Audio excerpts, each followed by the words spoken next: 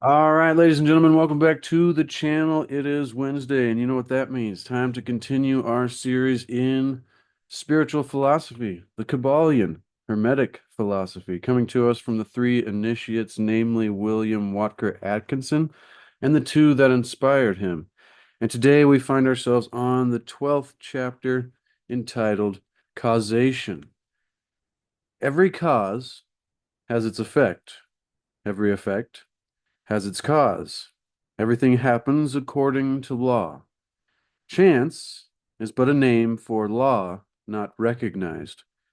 There are many planes of causation, but nothing escapes this law. This is a quote from the Kybalion. The great sixth Hermetic principle, the principle of cause and effect, embodies the truth that law pervades the universe and that nothing happens by chance. That chance is merely a term indicating cause, existing, but not being recognized or perceived by us who may not understand the law, or the law itself and the operations of reality may just be too dang complicated for us to notice. But still, we must recognize that there is an underlying law, chance, once again, just being a lack of the recognition of that.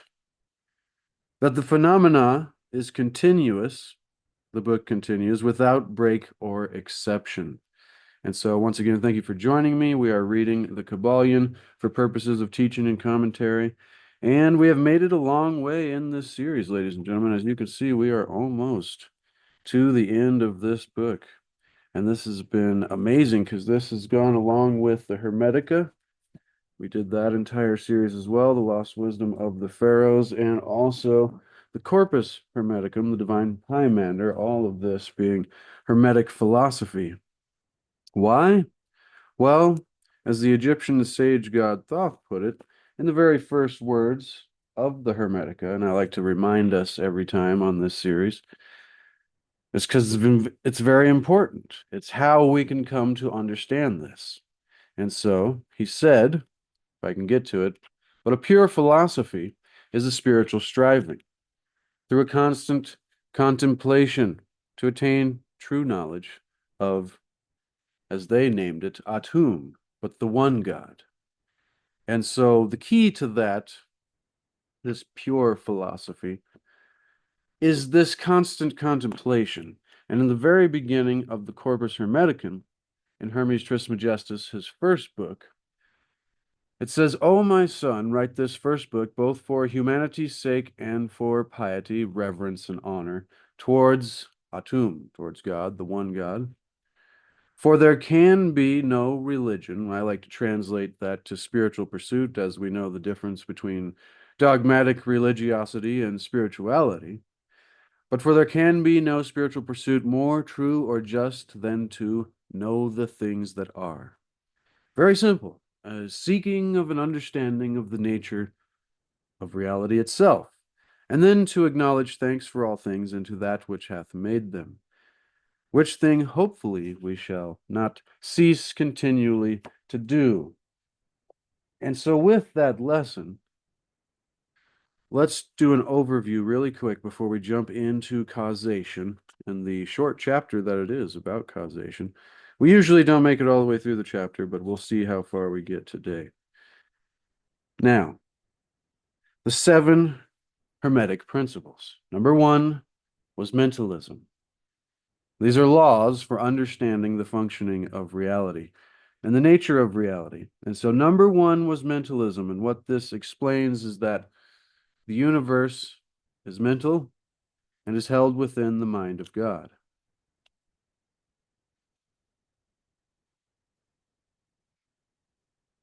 Sorry. Number two, correspondence.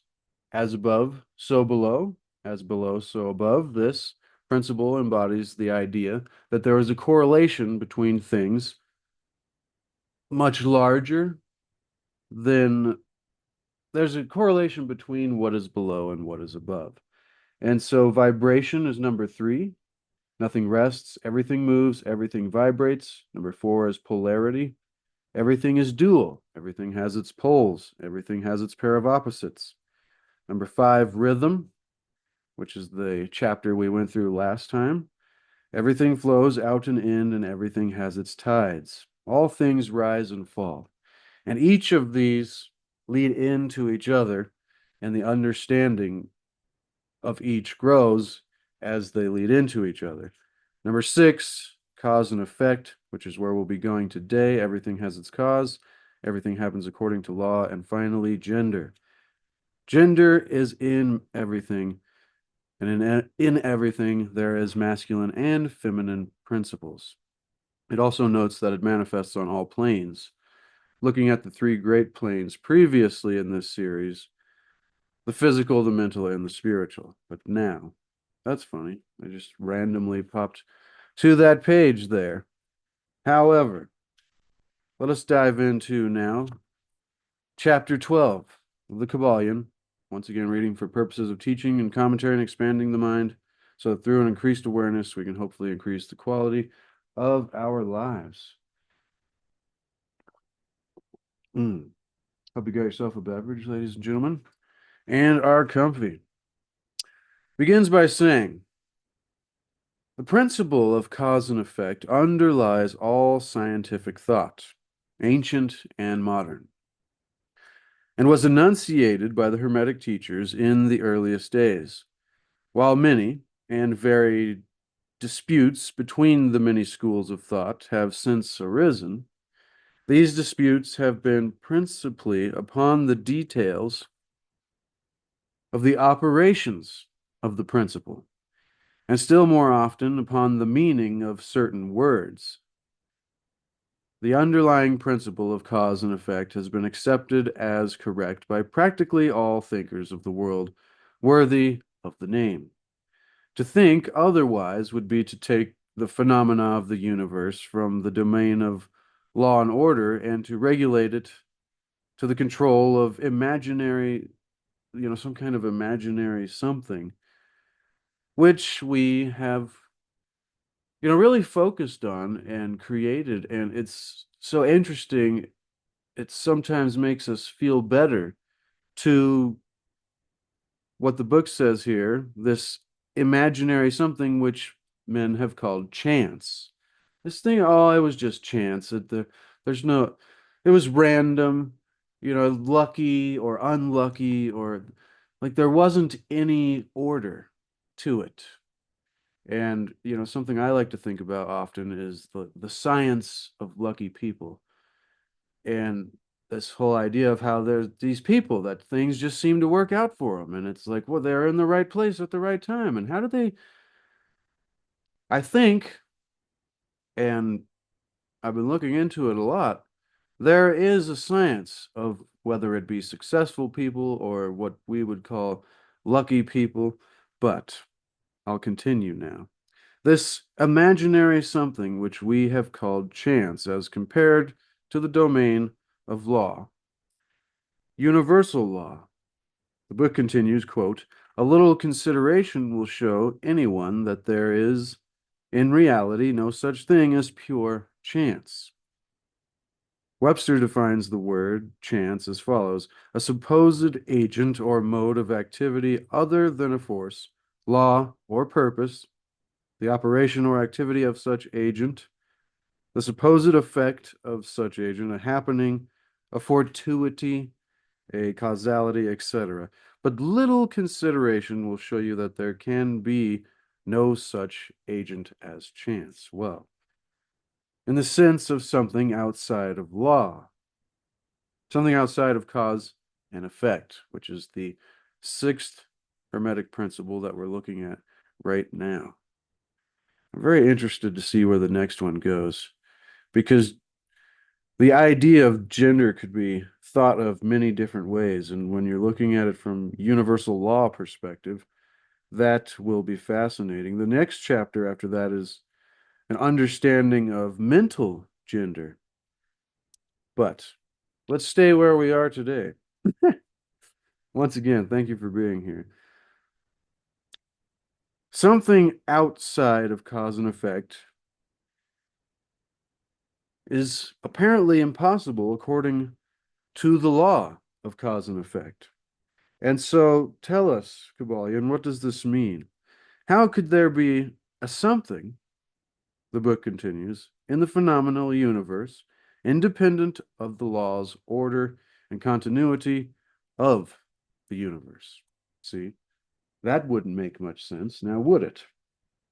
But such a something would be entirely dependent of the orderly trend of the universe and therefore superior to it. That's a good point. I didn't think of the superiority of having such a difference or being outside of the laws of everything else that is functioning. And so we can imagine nothing outside of the all being outside of the law. And that only because the all itself is the law in itself.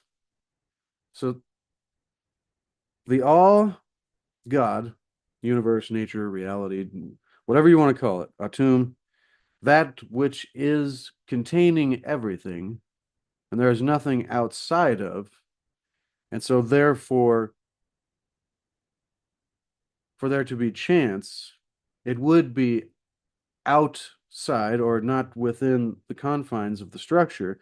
And so, it would then once again, I'll continue. There is no room in the universe for something outside of and independent of the law.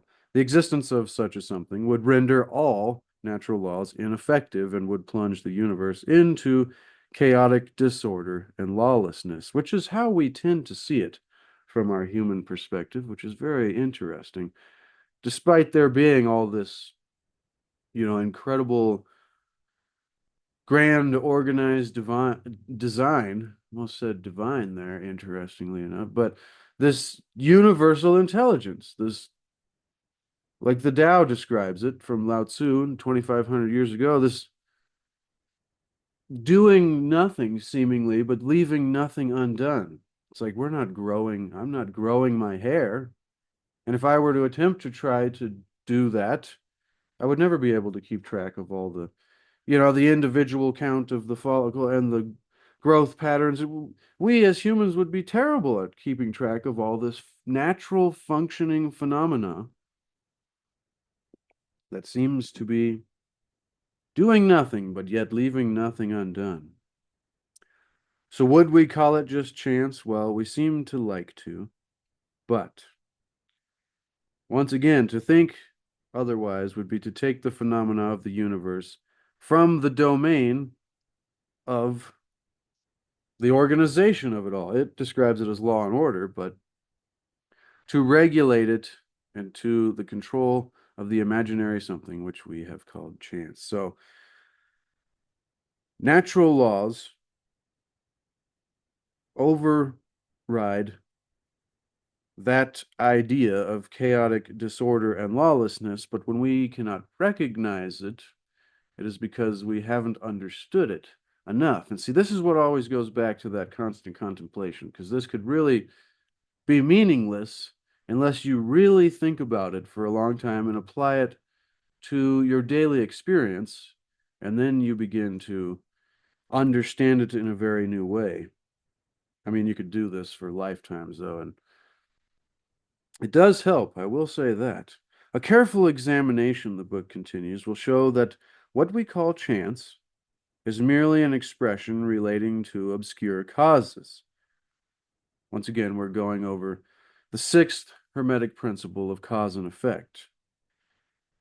And so, causes that we cannot perceive, or causes that we cannot understand, we begin to call chance or random luck.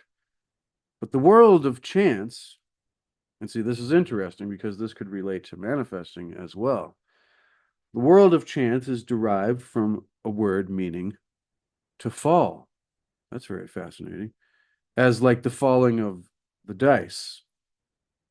The idea of being that the fall of the dice and, in quotations, many other happenings are merely a happening unrelated to any cause. And this is the sense in which the term is generally employed. But when the matter is closely examined, it is seen that there is no chance whatsoever about the fall of the dice. Well, tell us how. I am interested. Hopefully, you're getting value, ladies and gentlemen. Hello, kitten. Coming to say hi again today. The fall of the dice, though, because see, when you're rolling dice, you would never think that there is some universal law that is going to cause it to fall a certain way. And then you would say, well, if we could understand this and learn how to use it, we could make a lot of money. And this is fun. And see, this is why I like this Hermetic philosophy, is because it's so complex and like up in the clouds that it seems to have no practical relation. She is excited today. It seems to have no practical relation to like how can we apply this to life?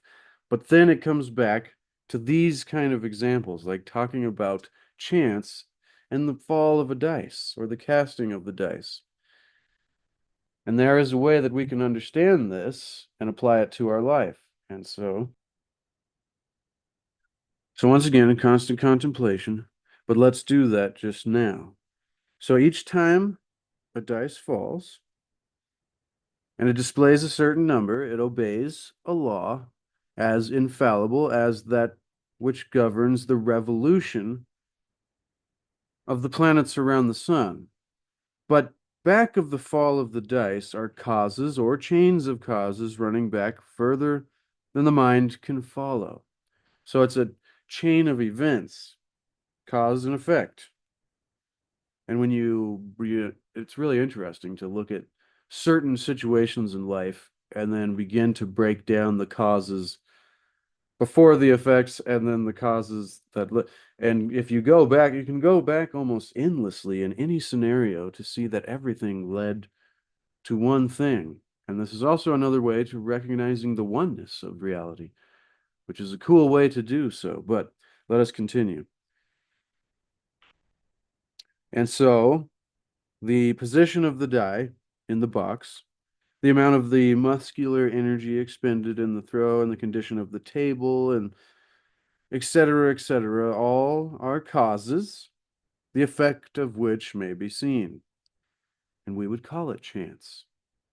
But back of these seen causes, there are chains of unseen preceding causes, all of which had a bearing upon the number of the dice which fell uppermost.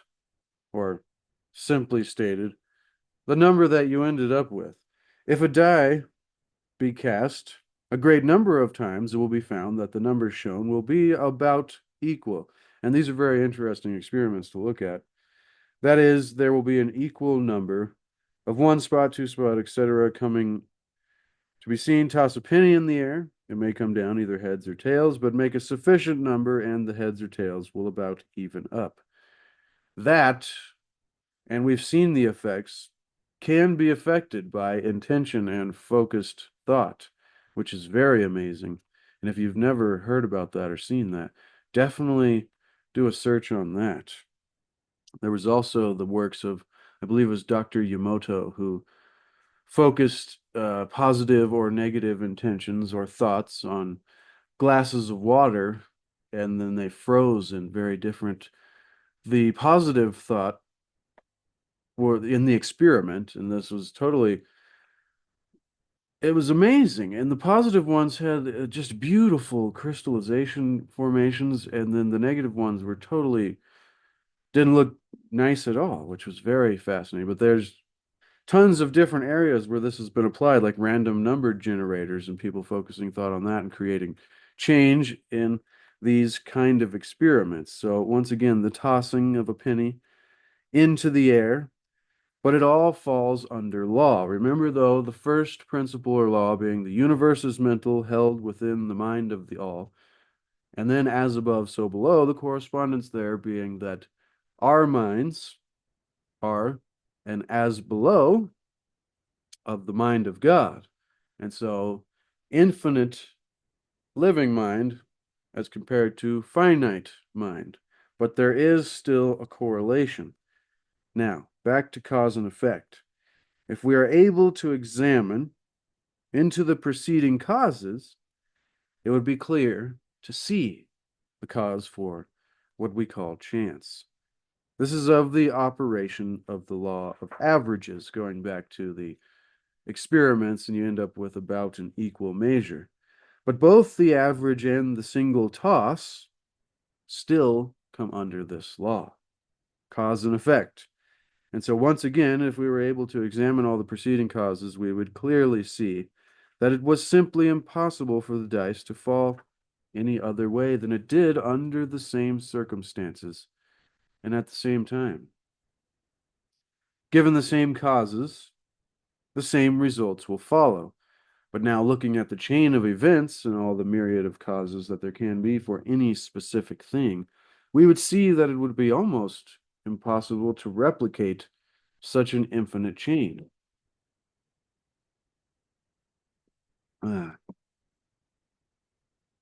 What does the T say today, ladies and gentlemen? It was interesting. Yesterday we were talking about peace and trust and manifest your destiny, and that was what the T said. It said something about peace and trust. Today it says you can measure the love you bring to each day by the joy that you experience in each moment.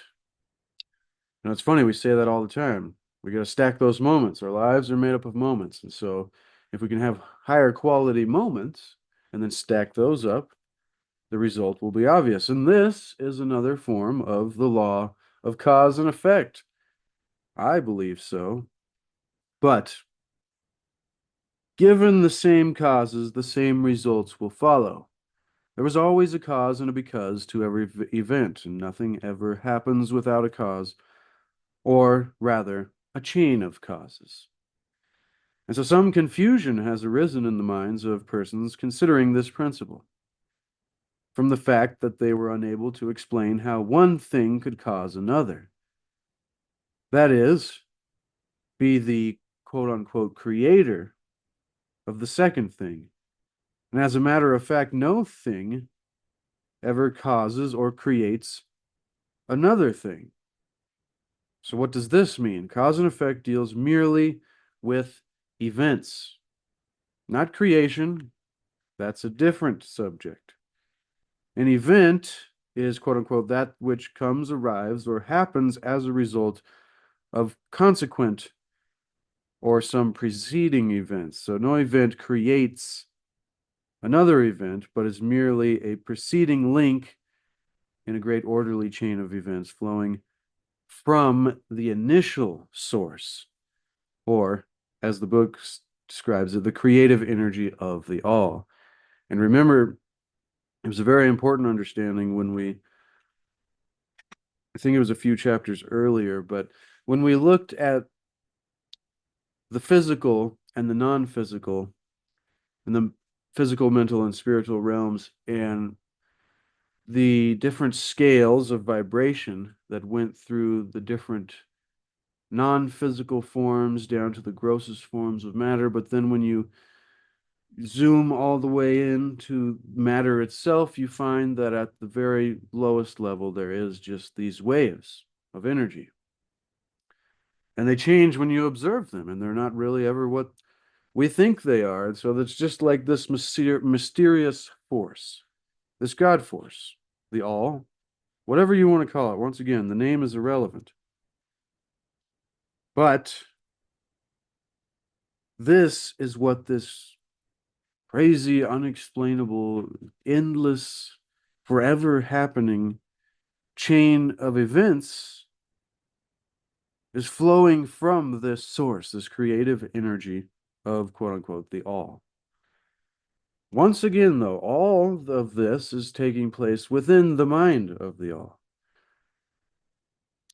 There is a continuity, remember, constant contemplation. There is a continuity, the book continues, between all events, precedent, consequent, and subsequent. There is a relation existing between everything that has gone before and everything that follows.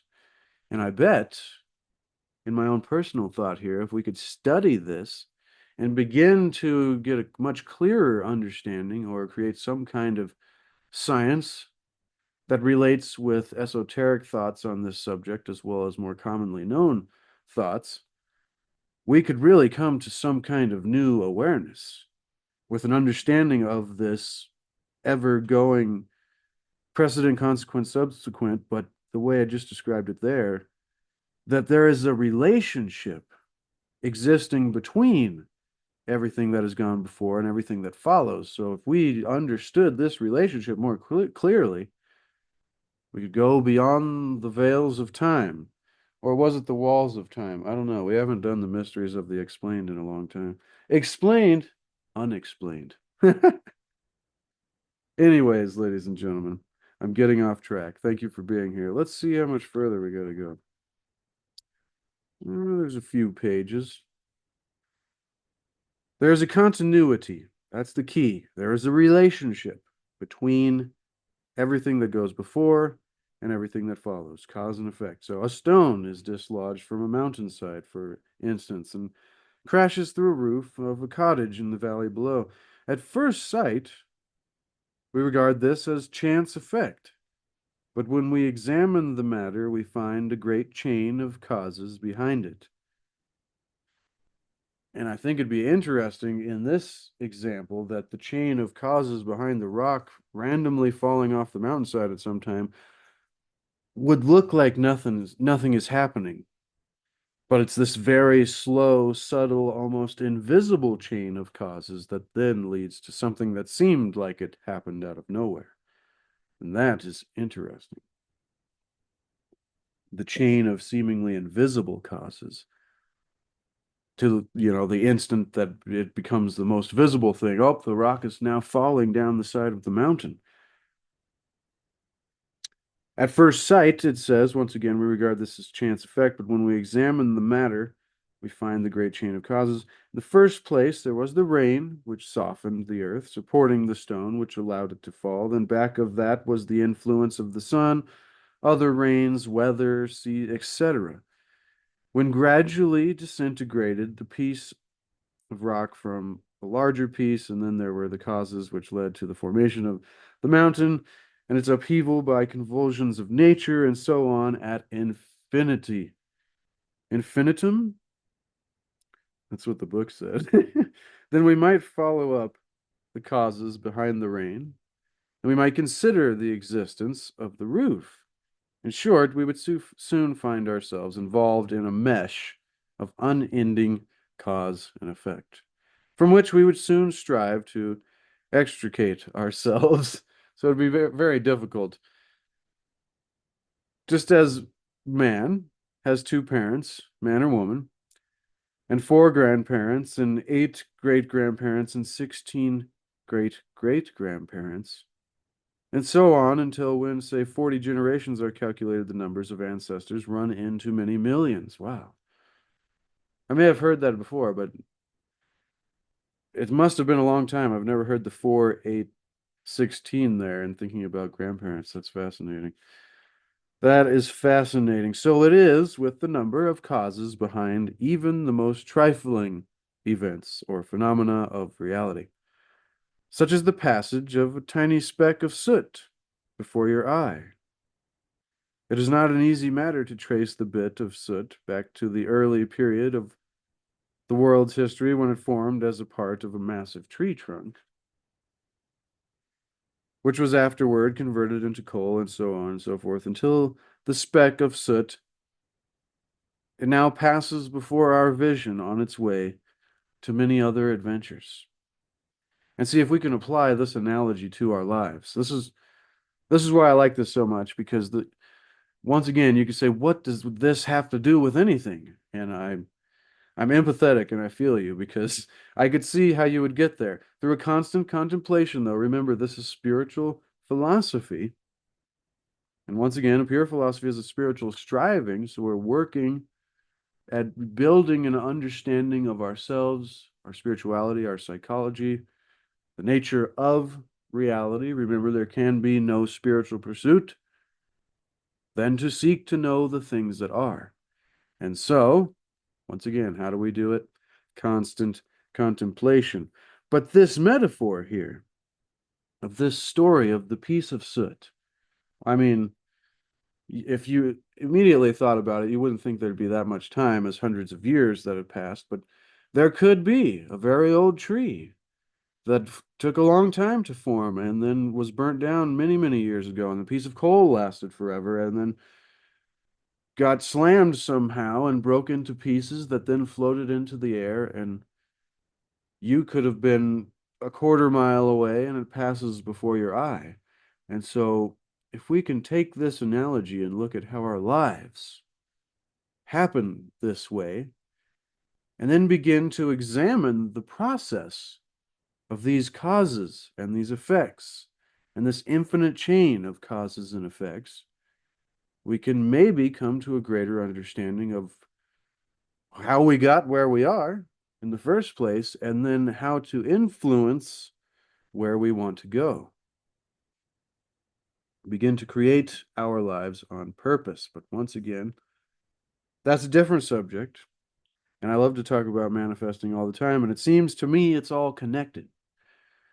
And it's so funny how sometimes the things that we're talking about on different videos correlate and relate exactly to the things that are coming up in others. But let me get to a stopping point, or see if we can finish up this chapter, ladies and gentlemen.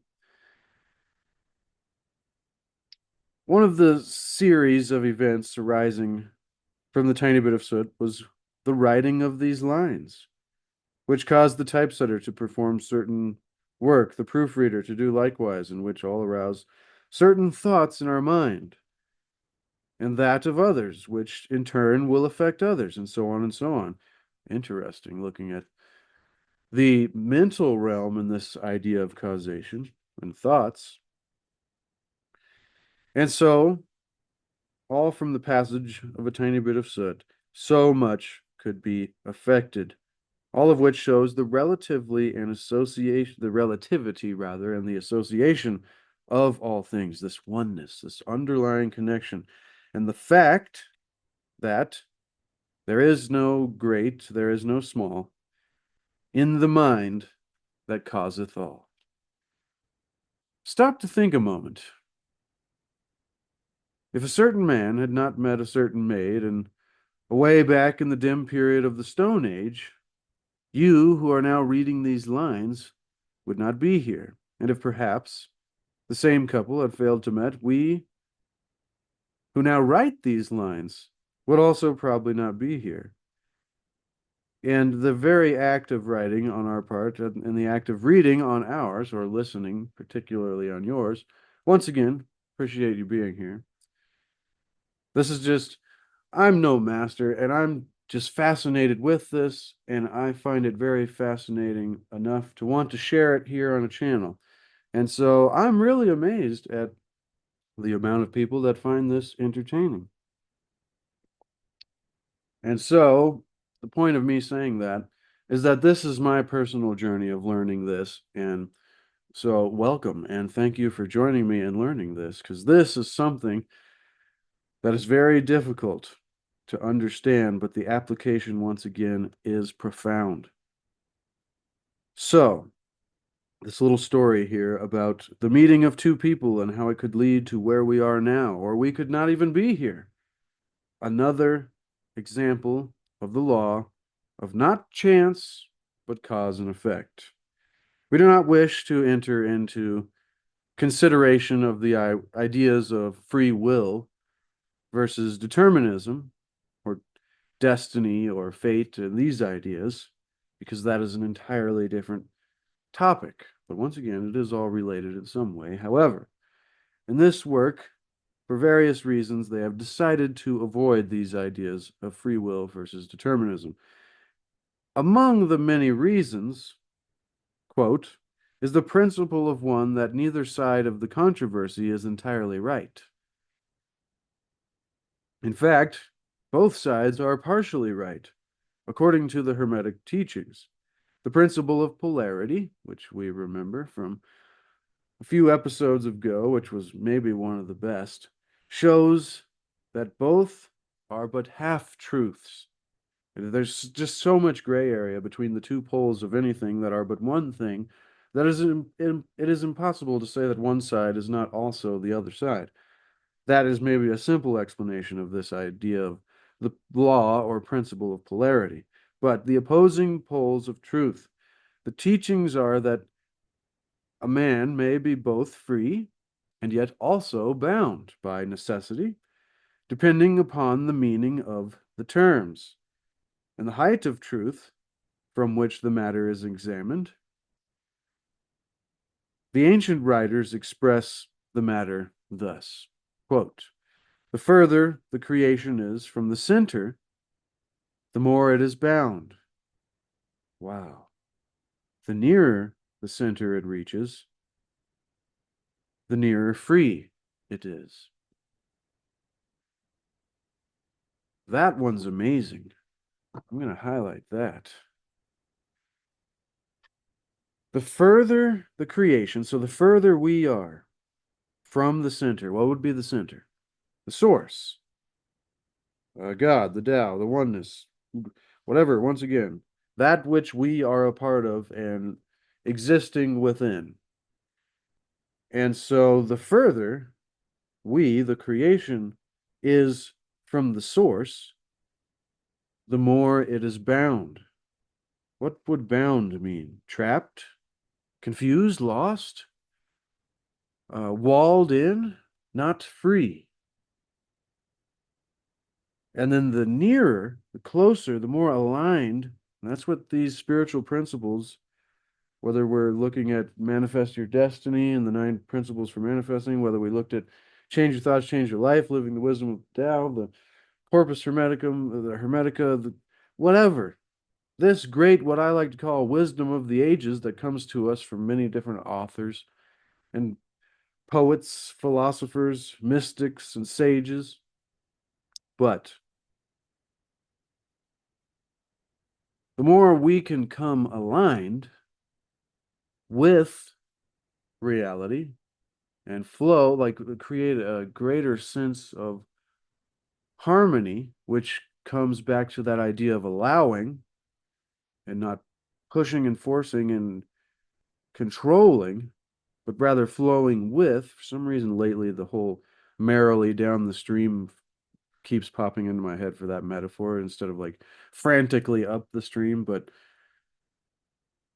I like this version of that. The further the creation is from the center, the more it is bound, the nearer to the center or the source we come, or it reaches, the closer we are to being free. Definitely have to come back and spend time talking about that one in the future. But continuing now, the majority of people are more or less slaves of hereditary, environment, etc., and manifest very little freedom. They are swayed by the opinions of others and customs and the thoughts of the outside world. This is so weird. Was the first chapter of the other book we're reading, but and also by their emotions, feelings, moods, and etc. So in one way, you could say we have no free will, we've trapped ourselves. But they manifest, it continues, no mastery worthy of the name. They indignantly repudiate this assertion, saying that, quote, why, I certainly am free to act and do as I please. I do just what I want to do, but they fail to explain whence arise the want to and as I please, which are important distinctions, I'll add. What makes them want to do one thing in preference to another? What makes them please to do this and not that? Is there no because to their pleasing and wanting? See, this is extremely deep. This could be its own video right here.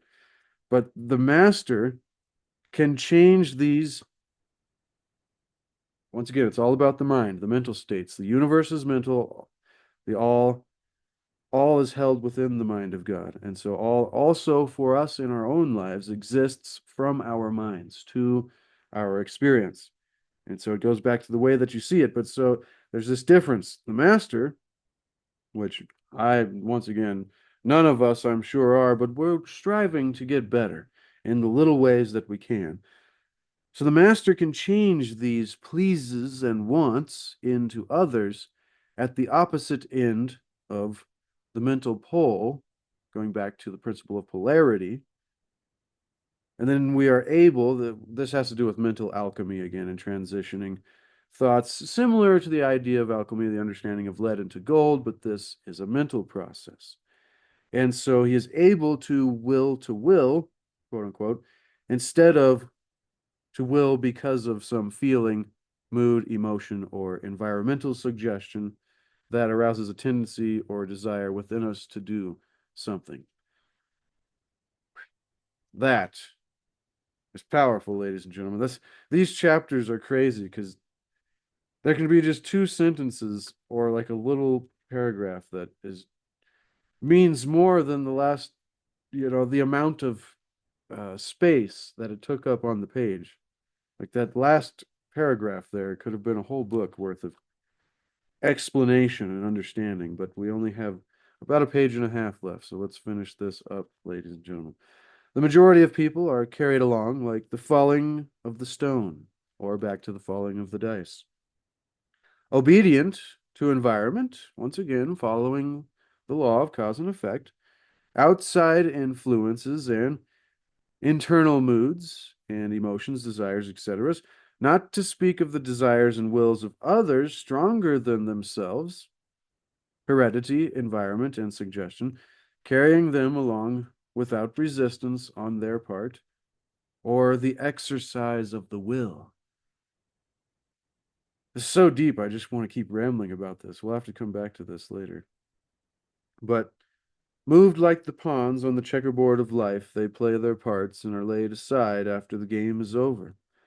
But the masters, knowing the rules of the game, rise above the plane of material life and placing themselves in touch with the higher powers of our nature. It says their nature, but we all have this ability within ourselves. We just have to activate it, this other aspect of ourselves, actuate it, maybe begin to tend to it and help it to grow.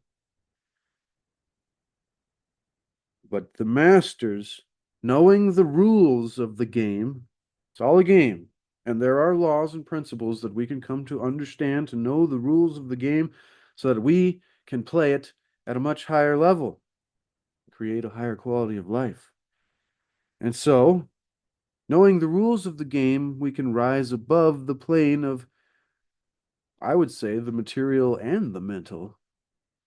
Not so sure about the spiritual, but placing ourselves in touch, once again, using the power and the exercise of our will and our intention, which must be cultivated, we can then dominate. Being in touch with this higher power of our own nature, we can then dominate our moods, our character, our qualities, and our different polarities, which is a deep one.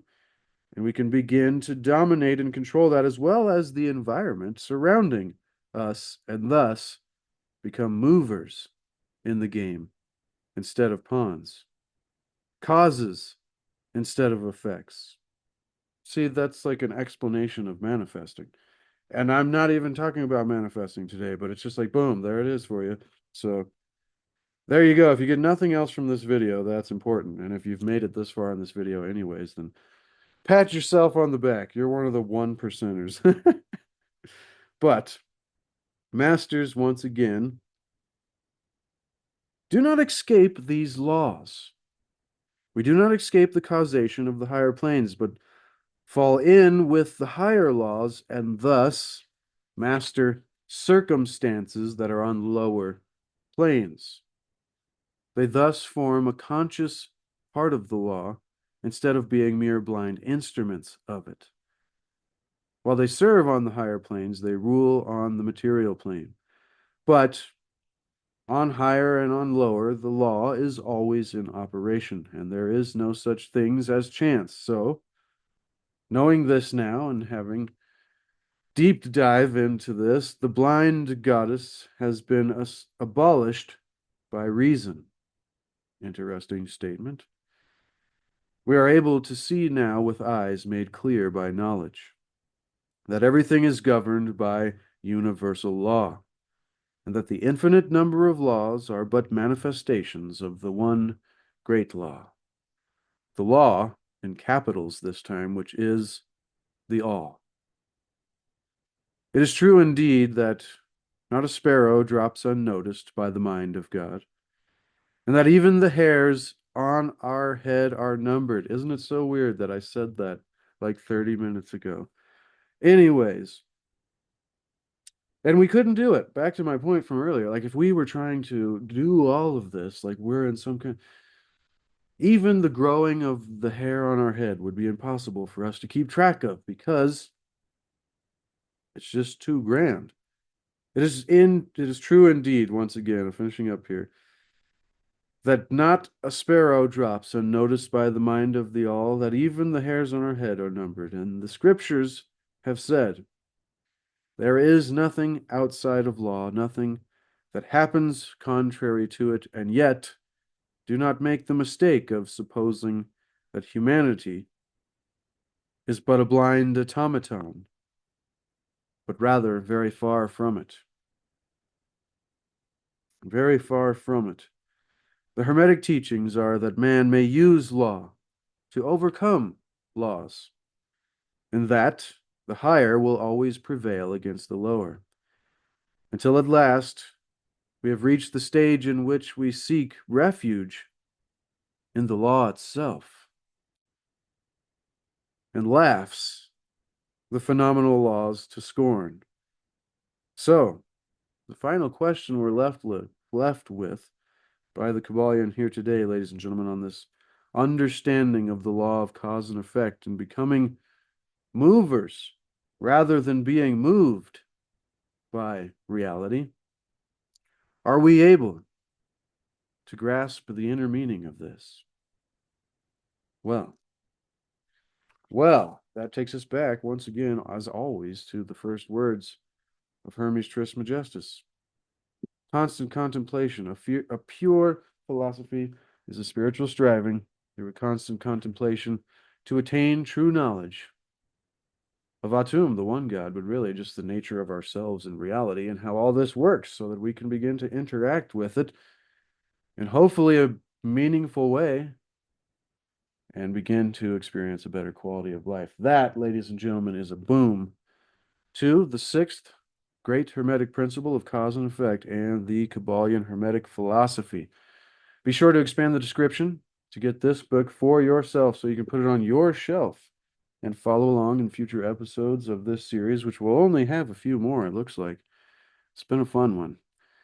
And also to have for reference in the future when you're going through that personal constant contemplation.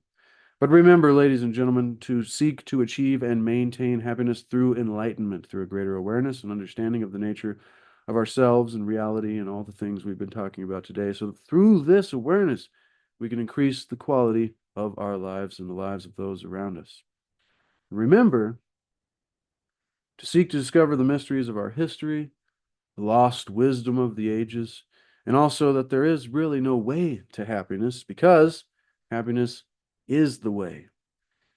If we can create the ability within ourselves to bring it to life, which I'm not saying it's easy, but it takes work. But if we start doing this work, we can do it more often than not. You get good at what you practice. So if we can create this ability to bring it to life, all the things we're always telling ourselves, when I get that house or I have this new car or finally have, that becomes irrelevant. Hopefully, because then we should be there already, and the journey to getting to wherever we want to go is hopefully a lot more enjoyable. All right, ladies and gentlemen. There's also a link to C60 Purple Power, the ultimate antioxidant known to man. If you've never heard of that, be sure to look that up. Nobel Prize winning antioxidant. Give yourself the gift of health.